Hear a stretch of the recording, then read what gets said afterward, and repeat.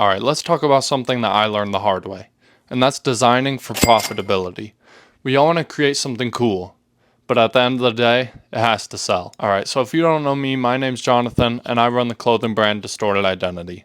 And I am self-taught, and I learned everything the hard way. I did everything on my own, but I just sold out my last drop. The first lesson that we're going to go over today is market demand versus your own personal style. And I'll be real with you. I used to just create things that I thought were cool, but that doesn't translate into sales. You have to really know who you're designing for. No matter how cool you think the piece is, if your audience doesn't ride with it, then it's going to go nowhere. Now, when I first made this brand, this was the piece that I first came out with. And I know it wasn't great, but it felt like me at the time.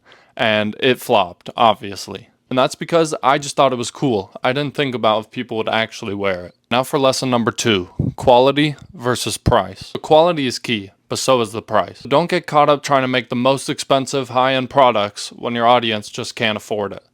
Trust me, I've tried it and it didn't work out. So you really got to make sure you know your audience, you know their price range, and that is what you do with your pieces. And then once you start actually getting momentum, that's when you can slowly raise the price. Don't make a big jump or else you'll just get lost. Now, lesson number 3 is to really know your customer. You have to really know your customers. Don't just do designs you like. You have to really know their lifestyle. What would they spend their money on? What do they need? So once I started talking to my followers, once I started doing little Q&As, little followers, little lives, I realized that my audience likes more vintage, rock, grunge style. So that's what I'm doing nowadays. And my audience really connects with that, and so do I. That's what I wear as well. So that's when the money started actually rolling in. Last and final lesson, simplicity. And this is something that most people do not think about, but simplicity wins in your designs. Sometimes we try to overcomplicate our designs and try to do too much. But I've learned that clean and simple actually usually hits harder with your audience. Because most people just want something easy to wear, something they can wear every day to every event.